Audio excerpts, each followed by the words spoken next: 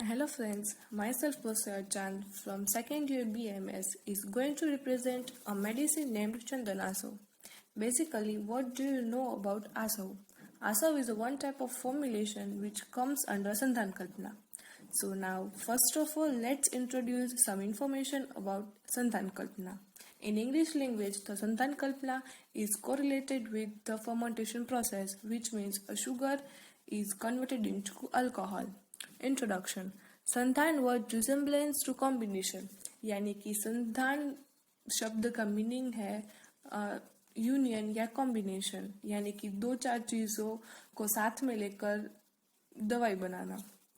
Definition: Sandhan is a process of fermentation where द्रव्य, मधु द्रव्य, प्रक्षेप द्रव्य and संधान द्रव्य are put together in the mud pot and sealed for a specific time period to facilitate the process of fermentation.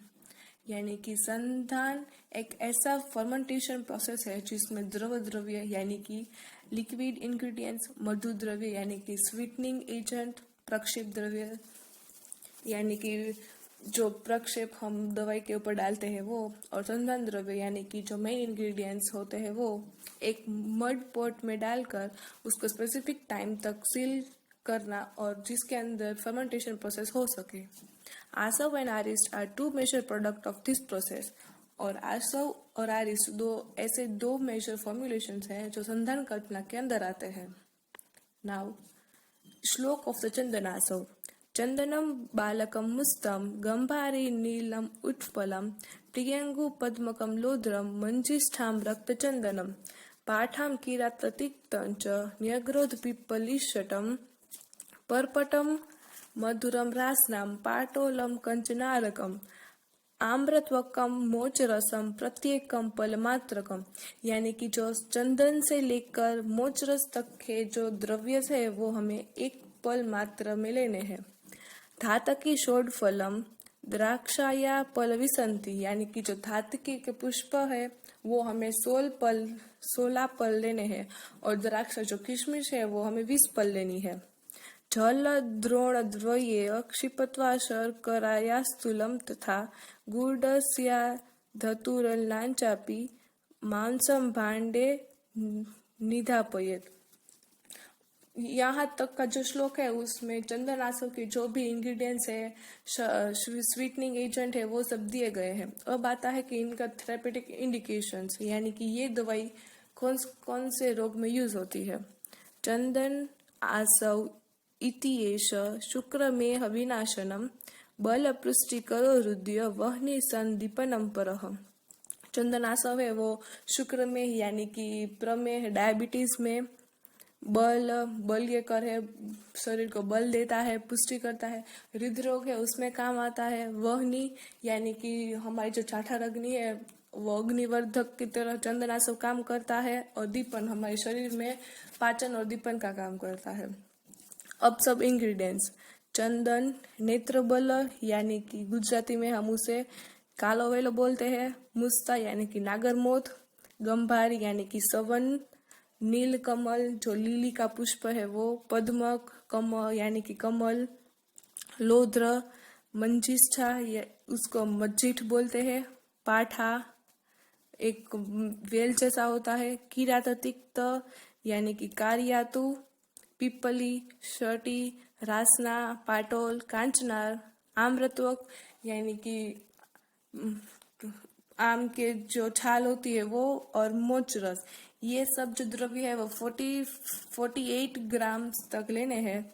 फिर आता है धातकी पुष्प यानी कि थावड़ी ना फल जो हमें 768 यानी कि 16 पल तक लेने हैं. द्राक्ष यानी कि किशमिश वो 960 ग्राम यानी कि 20 पल. पानी 25 kg. शर्करा 5 kg और गुड़ 2.5 kg लेना है. फिर है मेथड ऑफ प्रिपरेशन यानी कि चंदनासव हम किस तरह से बनाते हैं. Take 1 pot for the Sandhan process. एक मिट्टी का घड़ा लेना है या चिनाई मिट्टी का जो हम अचार बनाने में जो बर्नी यूज करते हैं वैसा भी चलेगा. पोर वाटर फॉर 2 to 3 days. और वो जो हम संधान पात्र लेते हैं उसमें 2 या 3 दिन तक पानी भरना है. Remove the water and place the mud pot in the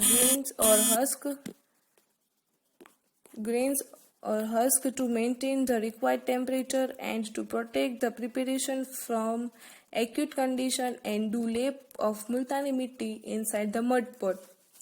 जो हमें 2-3 दिन तक पानी भरा है वो निकाल देना है। फिर जो संधान पात्र है उसको गेहूं के भूसे में रख देना है और फिर बाहर निकाल के उसके अंदर मुल्तानी मिट्टी का हमें लेप लगाना है।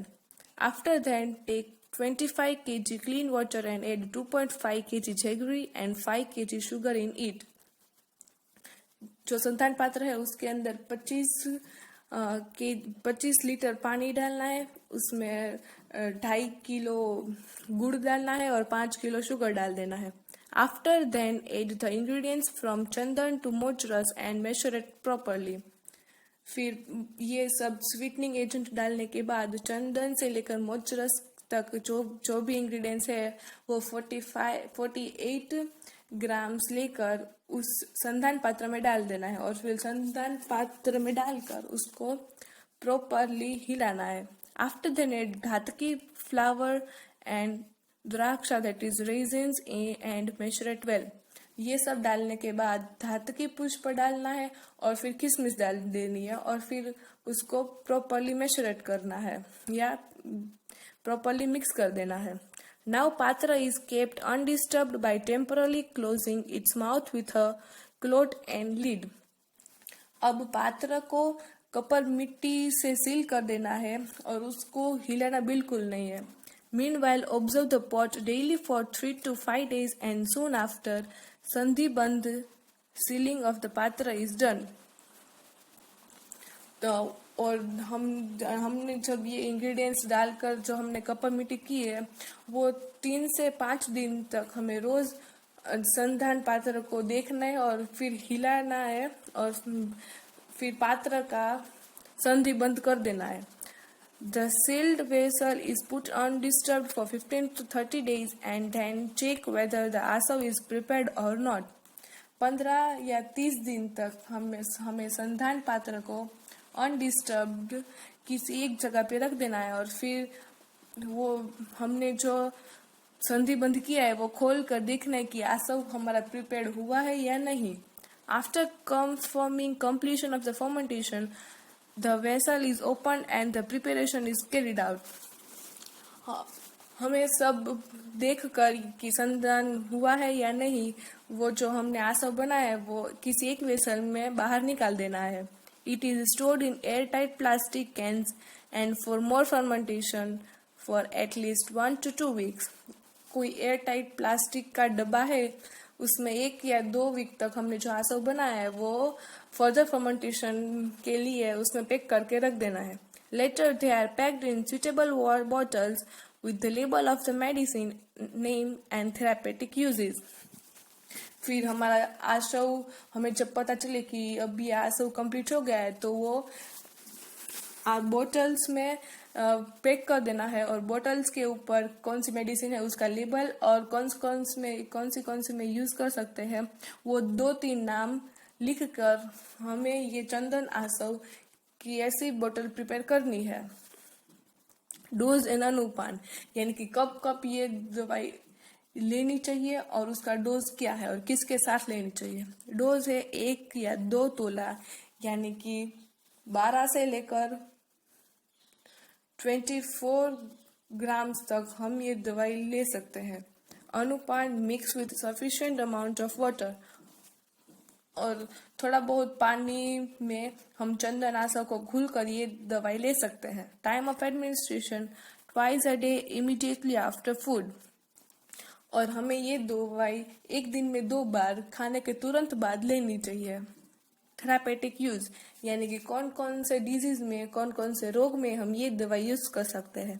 प्रमेह डायबिटीज में, अग्निवर्धक यानी कि हमारी डाइजेशन प्रोसेस बढ़ा दे है उसमें, स्वप्न दोष यानी कि नाइट फॉल, किडनी स्टोन यानी कि किडनी में हमें जो गांठ जैसा होता है उसमें, श्वेत प्रदर यानी कि पर वजाइनल ब्लीडिंग, जो वाइट डिस्चार्ज होता है वो, हृदरोग, cardiac disorder, menstrual blood with bad smell, यानी कि मेंस्ट्रुअल ब्लड जब निकलता है तब उसके साथ पुटी गंध जो आता है उसमें, स्ट्रेंथ यानी कि हमारे शरीर में बल बढ़ाता है, डाइजेशन पाचन के काम, और बर्निंग इन मिक्चुरेशन यानी कि यूरिनेशन के समय जलन महसूस होना।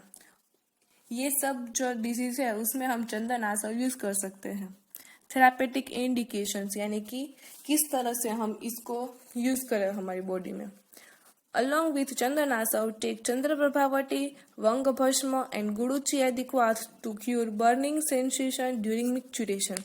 जब हमें यूरिनेशन के समय जो हमें जलन महसूस होती है उस वक्त चंदनासु के साथ साथ चंद्रप्रभावटी, वंग भस्म एंड गुरुची आदि क्वाथ, इन तीनों का मिक्सचर के साथ हम ये तीनों दवाई ले तो हमें उस बीमारी से राहत मिलती है।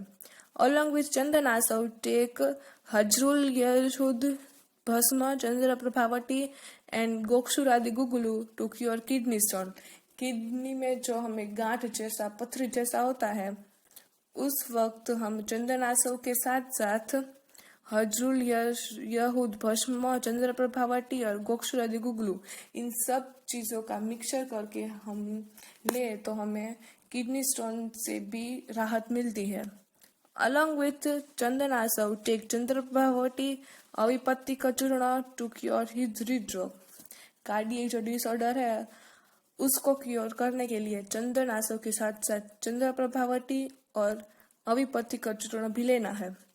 In pyospermia, that is a condition in which there is an unusually high number of WBC in semen, ऐसी जो बीमारी है उसमें हमें चंदनासव के साथ साथ रौप्य भस्म यानी कि चांदी का भस्म, चंद्र प्रभावटी, त्रिफला चूर्ण, ये सब 6 वीक तक लेने से हमें इस डिजीज से राहत मिलती है।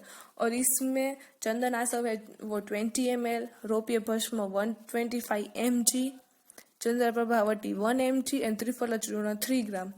इस डोसेज में हमें ये सब मिक्स करके लेना है 6 वीक्स तक।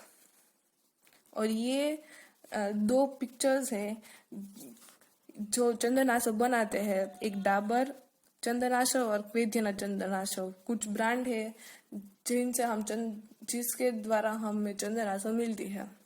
Thank you.